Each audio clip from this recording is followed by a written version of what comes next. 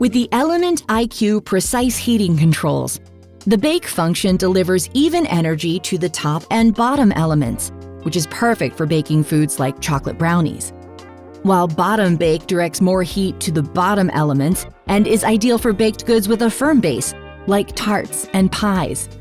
Start baking by setting your rack position to 6 and turn the confirm dial to bake. This number displays the temperature, which can be adjusted using the temperature dial. Then turn the time dial to set the cooking time. Now let's preheat the oven by pressing the Start/Stop button. Remember to cut your baking paper large enough to reach up to the edges of the tin, as this will allow for adequate heat circulation. To start using bottom bake, set your rack position to 6 and turn the confirm dial to bottom bake.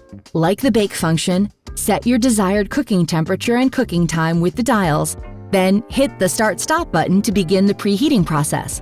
For both of these functions, you can choose between convection or super convection, or neither, and the temperature will adjust automatically to suit.